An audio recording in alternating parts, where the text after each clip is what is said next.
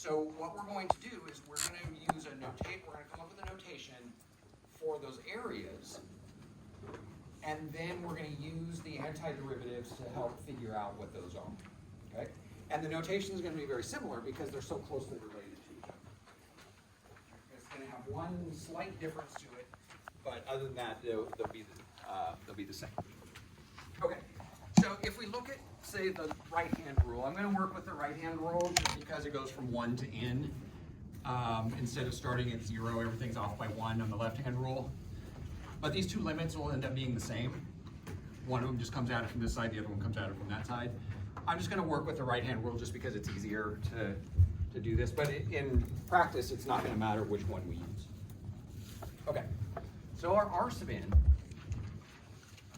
is going to be delta x f of x1 f of x2 all the way out to f of xn. Okay?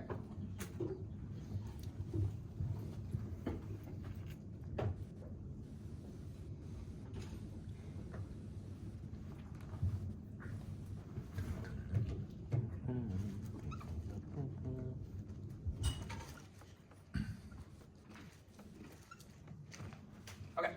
Does anybody know what this symbol means? Sigma, what does it mean to do? Summation. Summation. Yeah, so this is just a shorthand way of writing that. What's summation? So adding, just add up all the terms. So that's all it's telling us to do is add up all the terms. Go from term to term to term and add them up. Okay?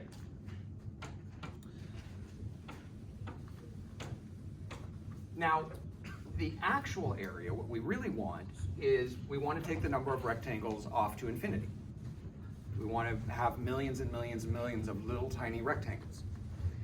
And so the area is going to be approximately equal to that, but the actual area is going to be the limit as n goes to infinity of this.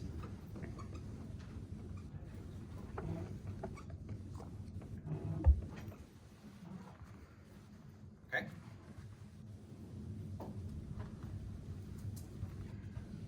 So this is what's called a Riemann sum. Riemann was a French mathematician in the 1700s, and he's the one that really, late 1600s, early 1700s, he's the one that really came up with all this notation that we use. Okay. It's called a Riemann sum, and there are lots of pieces to it, some very important pieces. We need to have a limit as n goes to infinity, a summation, a function, and a delta x. Yeah. So what is that?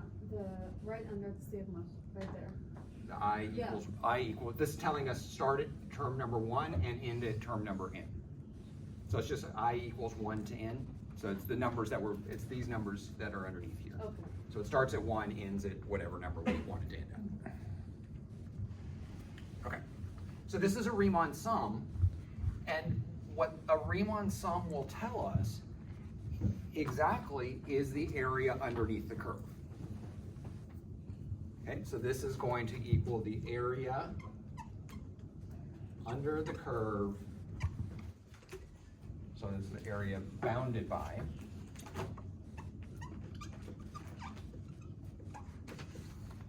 the curve on top. Function f of x on top, the x-axis on below, a on the left, and b on the right. And that's what this Riemann sum is telling us, is that area that's bounded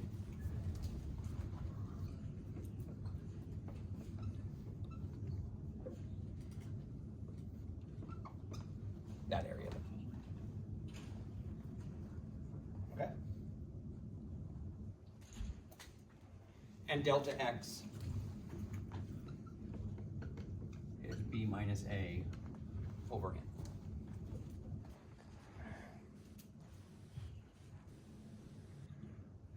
Okay. Any questions about this?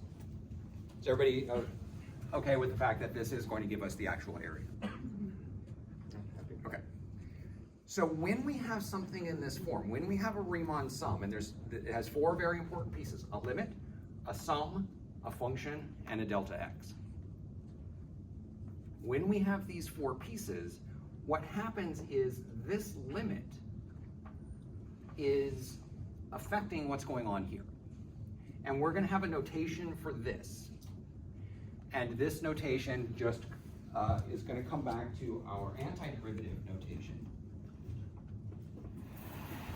with one very important difference. Okay, so when we have this, so the antiderivative symbol, but we're going to put numbers on the top and bottom of it.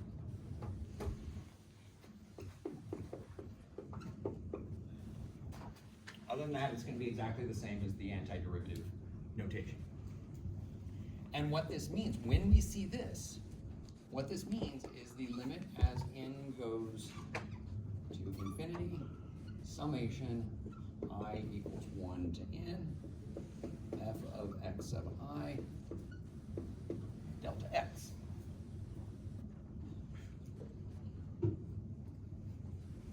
And what we can think about it happening is this limit makes some changes going on over here. That limit changes the summation symbol into the antiderivative symbol. The limit changes f of xi just to f of x. And the limit changes delta x to dx. Okay? This is where the dx comes from in that notation. Is from this delta x that's here. It's the width of our rectangles. Okay? But now we're at the point where the rectangles are infinitesimally small because we're taking the limit as n goes to infinity. Okay, is everybody okay with this? This is called a definite integral.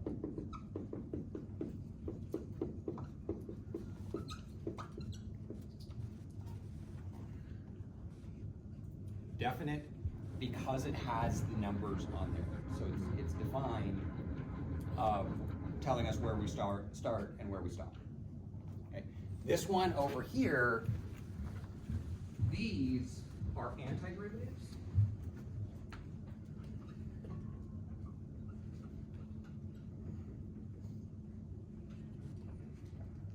Or indefinite integrals.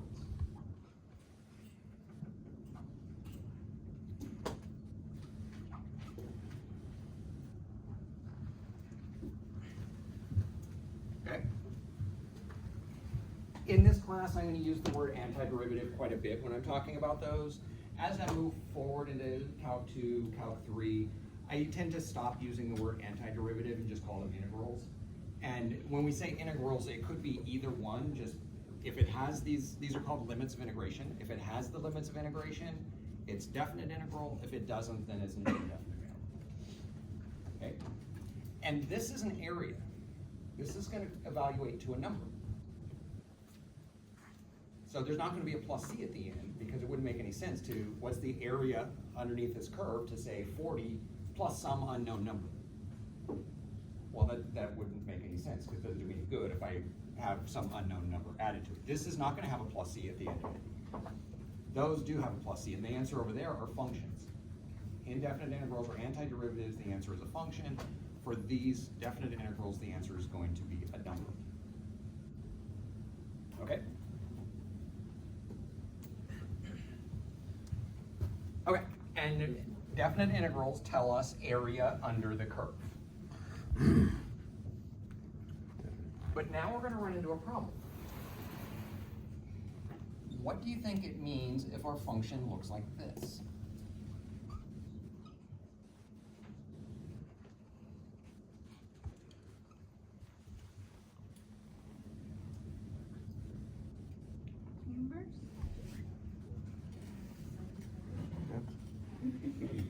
Okay, so when we drop below the x-axis, that means our function is negative. Okay? So when we're doing our, say, remember when we were doing the doing the velocity thing. So we had 25 times 5 plus 35 times 5 plus whatever. What would happen if we started going in reverse? So now our velocity would be negative. What is that going to do with our distance traveled? Will it be -5? Yeah, so what's going to happen is, not the time isn't go negative, but if our velocity goes negative, we're going to be taking value away, right? So if we calculated this and we found that area and we found this area separately, then our area here, our integral from a to b f of x dx is going to be the positive area minus the negative area. Does that make sense, everybody? Okay, so this is what happens when our function goes negative. Now, when back in 5.1 we were finding area under the curve, that doesn't really make any sense for the function to go negative. But this formula doesn't care whether it's positive or negative. You can just plug in the values and it'll spit out an answer for you. What that answer is all the positive areas stay positive, but anytime we go into negative territory, that part becomes negative and takes away from our overall value instead of adding to it.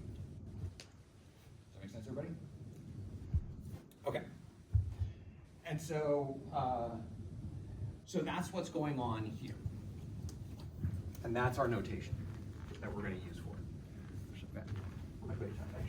Okay. Now there's some properties for this. There's some properties for this formula.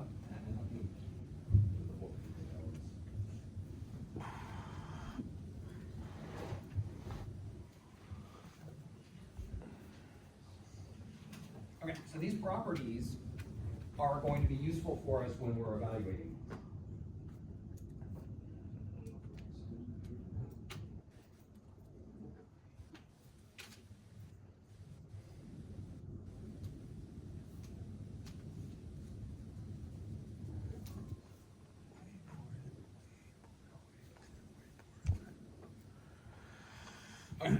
So first property is the integral from a to a f of x dx.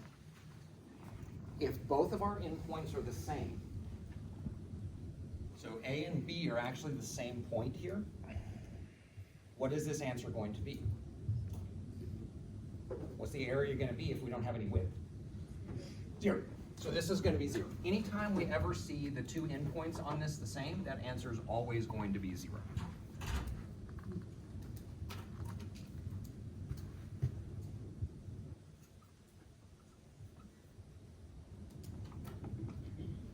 If we have a constant function inside there, this is just going to equal c times b minus a. And the reason for that is if we have a constant function,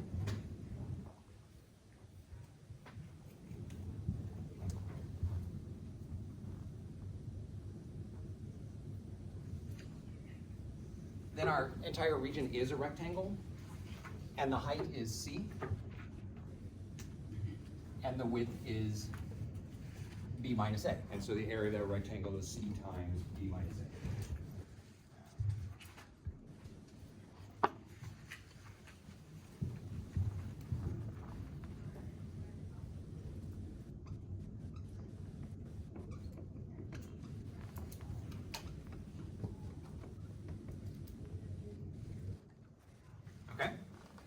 If we have a coefficient, we can move that coefficient outside.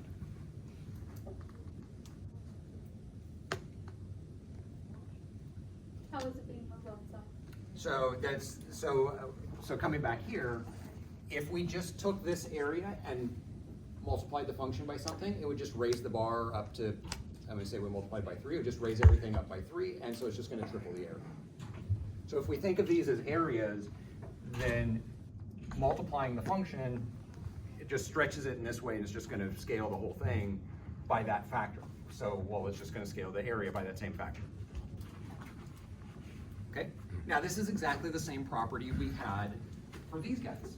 If we had a coefficient in front of any of these, say say we had a coefficient here, we could just move it outside. And that's why in that problem we did at the very beginning, all the numbers just stayed where they are and nothing happened to it. Same thing's happening here. Okay.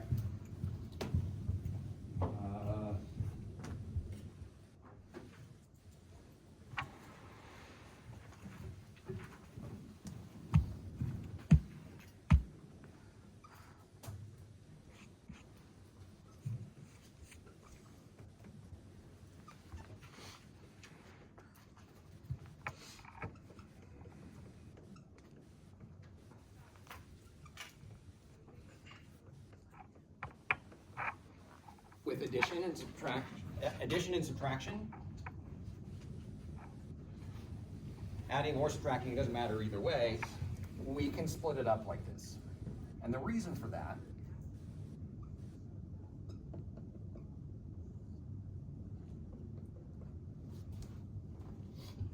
is this.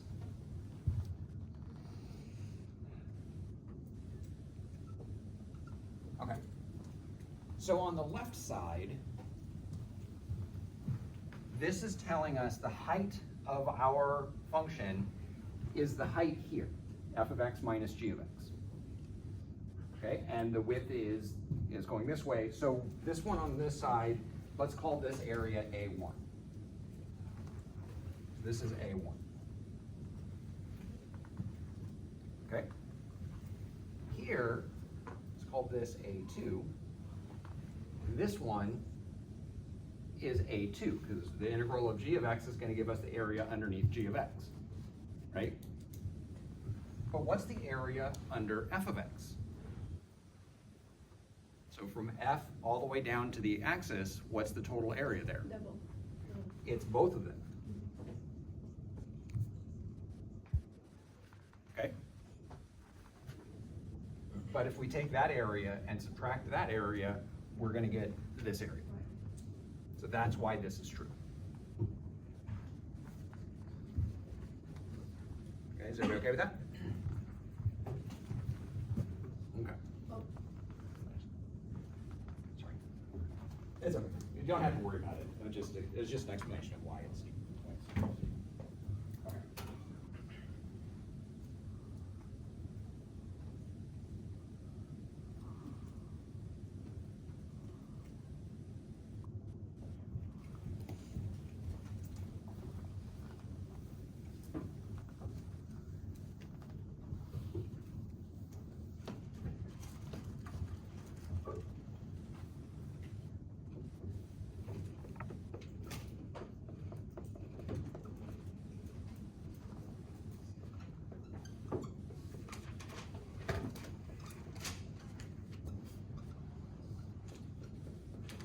And this is 5.2. This is 5.2, yes. And there's no homework from 5.2, and it's not going to be on the exam or anything.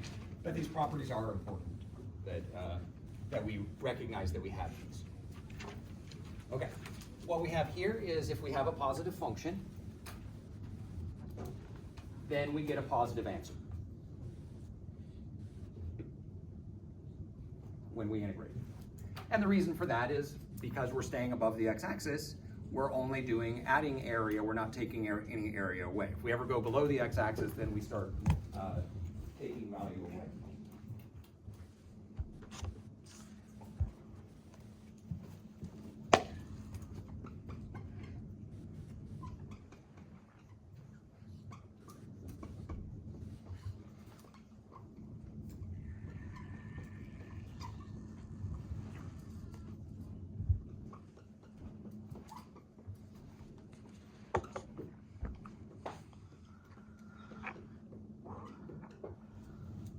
Okay? If one function is bigger than another function, then its integral is going to be bigger also. And the reason for that, if it's a bigger function, that means it's higher and it's going to have more room underneath it.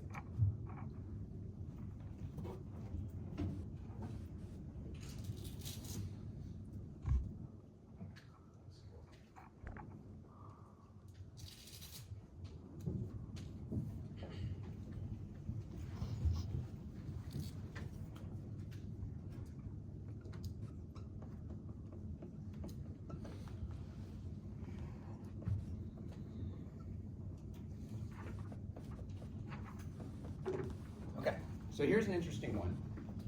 If we switch the limits of integration, it makes the answer negative. Changes the sign of the answer. Okay? And the reason for that is, if we do b minus a over n for our delta x,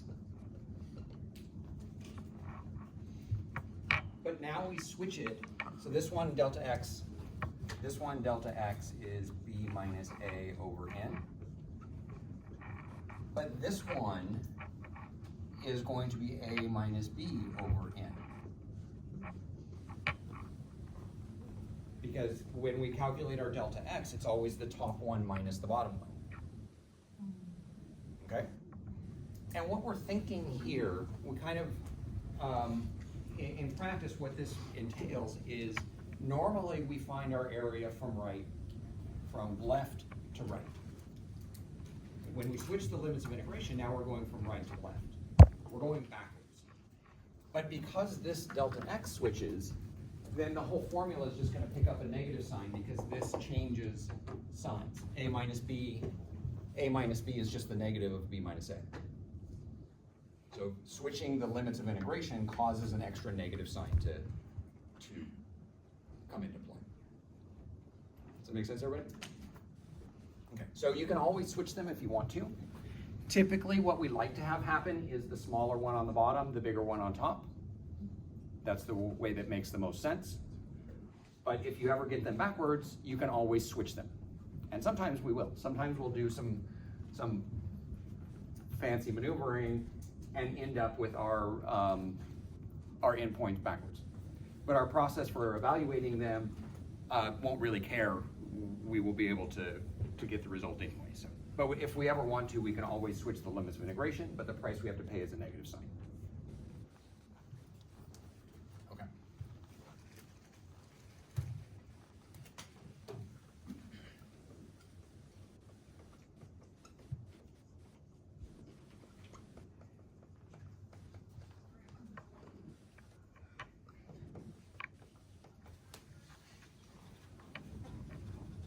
This one's going to be very useful for us as well. The integral from a to b of f of x dx equals the integral from a to c plus the integral from c to b.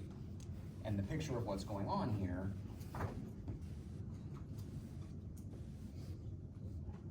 is this.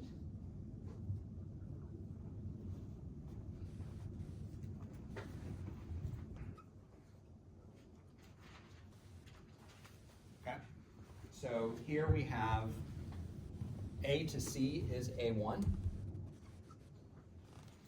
c to b is a2. And if we add that together, we're going to get those two areas combined.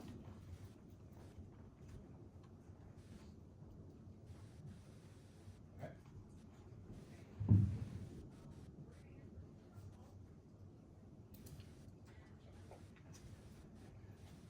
Okay. Now, typically we think of this C as being in between the two, but that doesn't even have to be true. The C could be over here.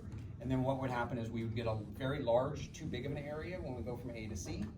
But when we go from C back to B, we'll be taking area away. And it ends up working out in the end anyway. So that C doesn't even have to be between A and B for that formula to work. Any questions here? So these are the properties that we have. And all of these properties are very similar to the same properties we have with antiderivatives. And the reason is antiderivatives are going to be the key to solving these types of problems. Okay. Any questions? So that's it for 5.2. No homework in 5.2. Don't worry about looking for one there. And, just skip over 5.2, go to 5.3. And now we're going to start 5.3. And this is where everything kind of ties together. And many more sections so we haven't. So we have 5.3, 5.4, 5.5, but 5.4 we're already mostly done with anyway. Just one little piece of 5.4. So 5.4 is the antiderivatives, but now introducing the notation. But we've already done that part of it, so 5.4 we're pretty much done. So basically we have 5.3, 5.5, and 6.1. And 6.1 I can do in 15 minutes, so we should have plenty of time to finish what we need to finish, so without too much rush. Okay, so 5.3.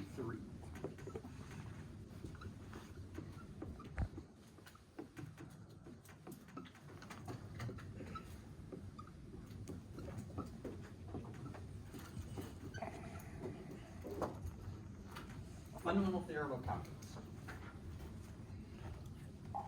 Sounds like it's going to be an important theorem, right? Yeah. Okay, so Isaac Newton and Frederick Leibniz are credited with discovering calculus. They weren't the first to do derivatives, and they weren't the first to do antiderivatives, or these areas under the curve.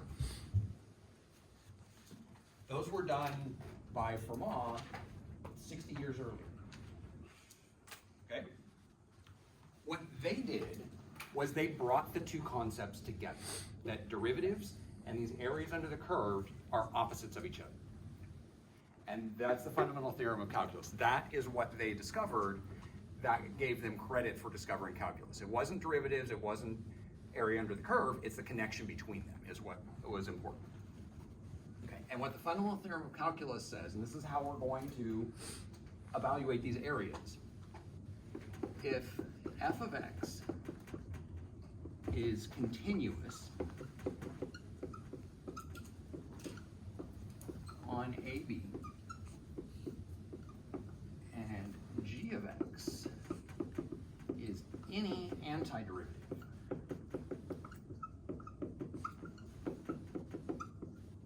of f of x. And this is going to be nice because we can pick any antiderivative we want. It makes no difference which one we choose. So that plus c that we have over there, we can pick it to be anything we want it to be. And we'll always end up with the same answer. If f of x is continuous on a to b and g of x is any antiderivative of f of x, then the integral from a to b f of x dx equals g of b minus g of a.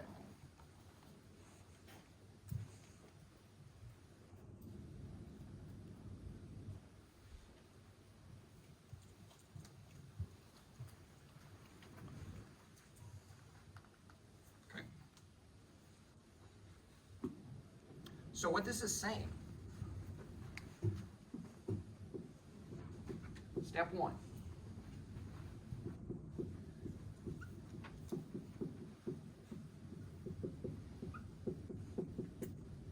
find the antiderivative.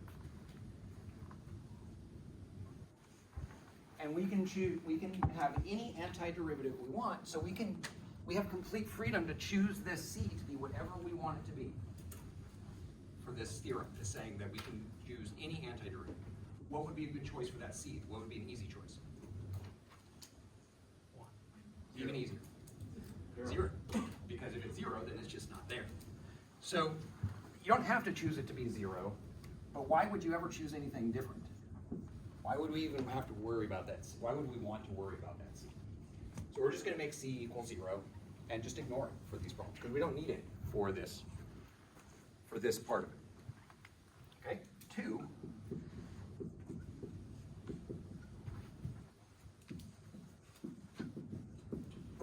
Plug in the endpoints. That's the whole process of doing these areas. Take the antiderivative, plug in the endpoints.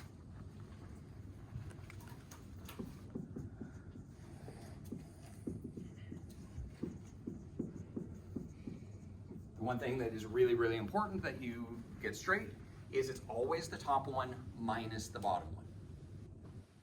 Even if they're in the wrong order, even if the top one is the smaller number, it doesn't matter.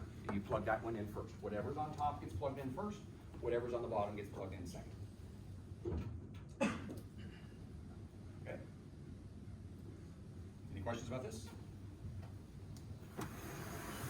So, let's go back to one of the left-hand rule problems that we did earlier today.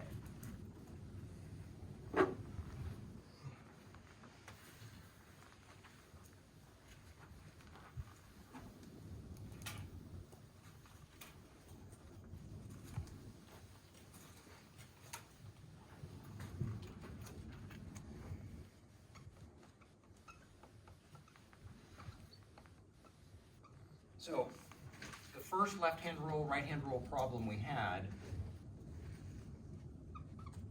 was f of x equals x squared from 1 to 3. And we wanted to find that area. Okay? So how is that going to look here? How does that question that we did earlier relate to what's going on here? So what's our function?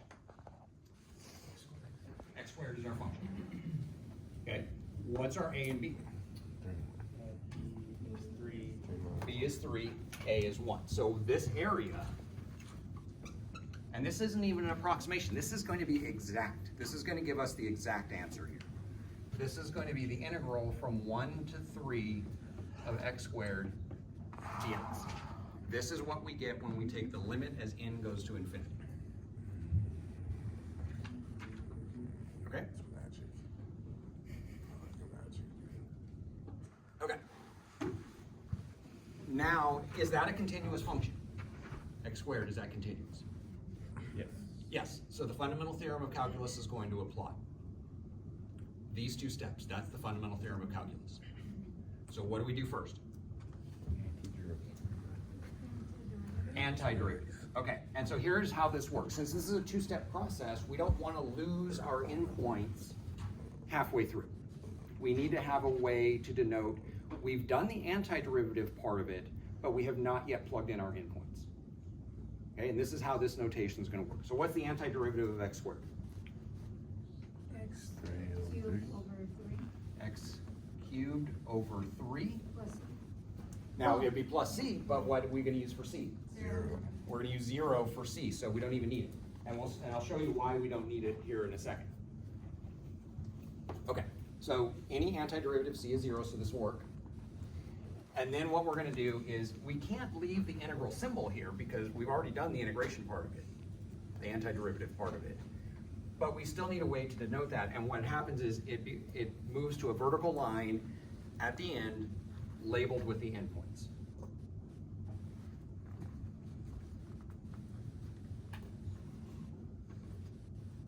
Okay, so this is the middle state, the end of the first step.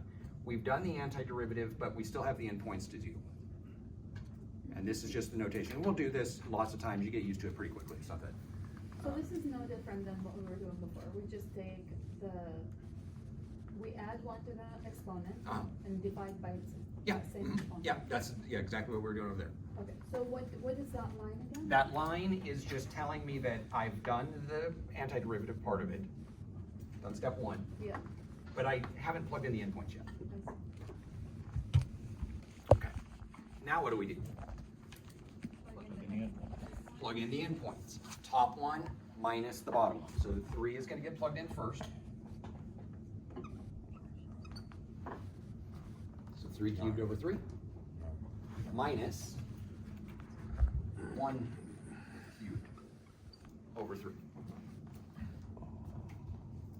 So all we're doing are taking these endpoints, plugging them into this function.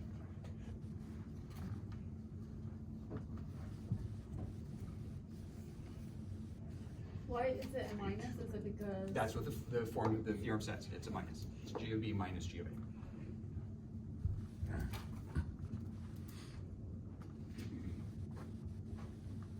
Okay. And so this is going to be 27 over 3 minus 1 over 3 equals 26 over 3. So this area is exactly 26 over 3.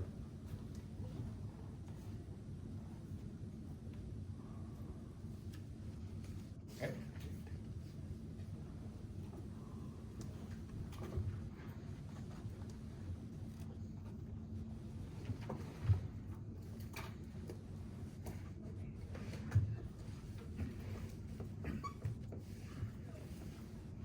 Okay, the second one we did was from 2 to 6 of 3x minus 1. So now sometimes you might be given it to you like this and ask you to find the area. Other times it might just be given to you like this directly, and so Are you guys ready to do it on your own? Okay, so just do those 2 steps. Find the antiderivative, add 1 to the exponent, divide by the new exponent, and then plug in the 2 endpoints. Okay? So go ahead and do that.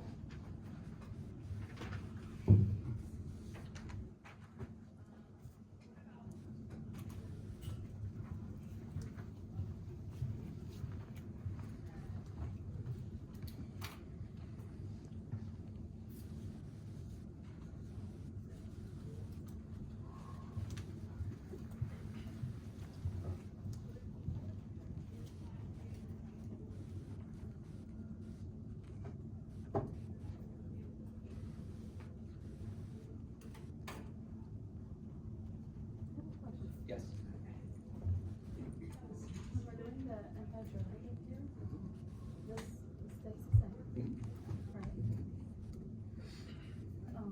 And then is it 5 times, or sorry, 3 times 2? No, so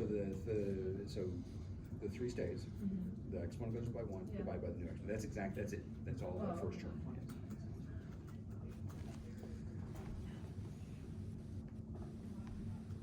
But then they have -1. And what do we do with it? Just a number when we integrate? So there's the top one. How does the top one on the far left?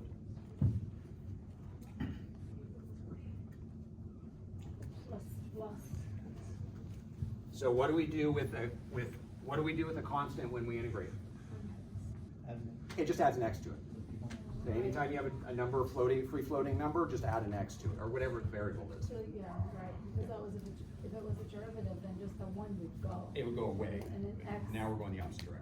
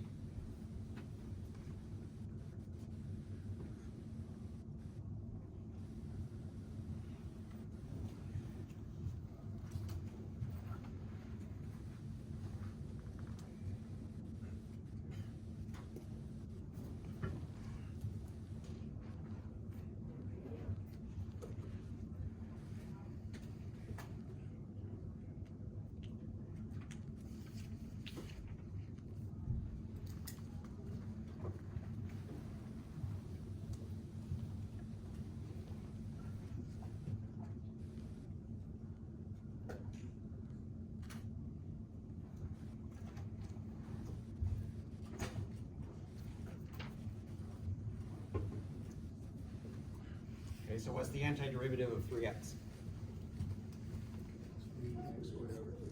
3x squared over 2 minus, what's the antiderivative of 1? 1x. Okay, now when we have more than one term, we don't want to just draw the line. This is typically what is done. Put big brackets around it and just put the numbers at the end of the bracket. Or sometimes I forget, I put parentheses and then I do the line anyway after that. So either way, so you can do it with the line, you can do it with the brackets, but you should have some way of brackets or parentheses or something to indicate that this goes in the whole thing, not just on that last term. Okay, and so now we plug in, which one do we plug in first?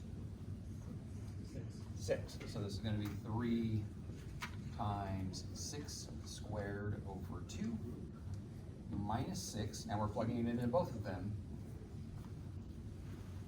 Minus, it's really important that this second group has parentheses around it because that minus has to distribute into the whole thing.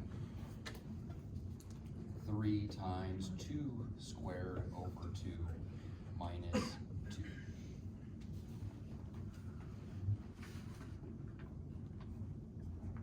Okay. So this one comes out to 54 minus 6. 4 over 2 is 2 times 3, so this is going to be minus 12, 6 minus 2. 54 minus 6 minus 6 plus 2 is 44.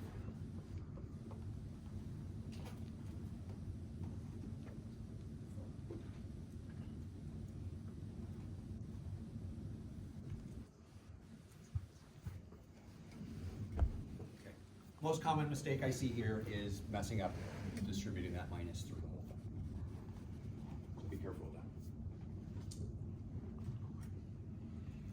that. Okay. Any questions about this? You said, well, so why would that be a most common mistake? If you forget to do that, if you forget to put parentheses around these, Oh, I see. then you would forget to put the minuses in. Yeah. Instead of showing the work through there, can we just use the calculator to plug in location? So the calculator can give you decimal approximations, and now in this case, it came out to a whole number, so the calculator can do that. But we're gonna be doing things with like e to the x and sine x and stuff like that. That's going to have just messy decimals as the answer, but we want the answer to be in something like e to the x. So let's look at, say we want to, from 2 to 5.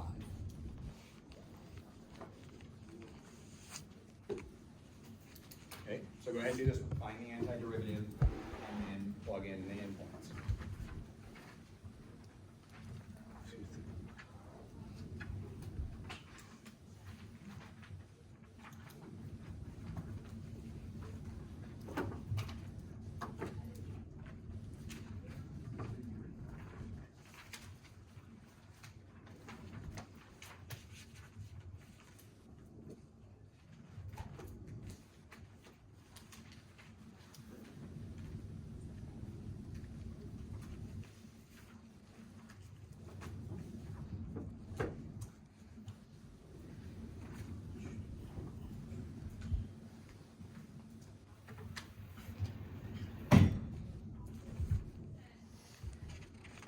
So what's the antiderivative of e to the x? Yes. So e to the x from 2 to 5, we don't need the plus c. And then we plug it in, we get e to the 5 minus e to the 2. Okay, so, go ahead. On the exam, how are you gonna give it to us? Will it be in that form or this form? On the exam, it'll be in this form. Okay, so you're not gonna give us the form? Yeah, on the exam I won't, but the homework that does that quite a bit. So, okay, so back to your question, can we do this on the calculator? And there is a command on the calculator to do these integrals, but it always gives you a decimal approximation to the answer, not the exact answer. This is the exact answer. And so in WebAssign, it's going to want exact answers. Okay? And same thing in class, like on the exam, the final exam, I'm going to want exact answers too. I want to see you go through this process. Okay, so the calculator can do, basically what the calculator does is basically the left-hand rule or right-hand rule, and it does it with a really large value of it, so it can get a really close decimal approximation. But we want to do this by hand because we want actual functions for where it is not just an approximation. Okay, any questions here? Why do we not need the C? So, or why does the choice of C not matter? So let's look at what's going to happen if we choose C to be something else. So let's go back to this one. And so we're going to go through an alternate universe here where we chose the same, doing the same problem, but we're choosing a different value for C. Okay. So I'm going to choose x cubed over 3 plus 57. No reason why I chose 57, just did. That's what I chose. And we're going to see that that doesn't matter. Okay? And we're still going from 3 to 1, or 1 to 3. So this is going to be 3 cubed over 3 plus 57 minus 1 cubed over 3 plus 57. Okay? And then what happens when we distribute that negative sign? It becomes a negative, so they cancel each other? Yeah, they becomes a negative, so they cancel each other. Minus 57. And those end up canceling. And that happens no matter what we choose for C. So that's why the C doesn't matter, because the minus going on here, whatever we choose for a C there is just going to cancel there. So we can pick whatever we want for the C. Okay, that's why we choose 0, because it's just easier to, or why we can choose 0, because it's easier to work with. All right, any questions about this? Is that the final answer for that one? So this is the final answer for this one. If you wanted a decimal approximation, you could just like that in the calculator. What's that? It doesn't apply to even and thirds? No, it doesn't. So it doesn't work like that? No, it doesn't work like that with the X, with the X. Okay, so we're just gonna practice a bunch of these next time. Basically, we're gonna go through all of our problems there, all of our antiderivatives that we know, and we're gonna turn it into definite integrals now to find areas. Okay? I'll take it. 5.4 is going back to the antiderivatives, talking about what that means. Huh? And then 5.5 is gonna give us a technique to get more functions. Let's do it, dude. That's what we have left, basically. Yeah. All of them.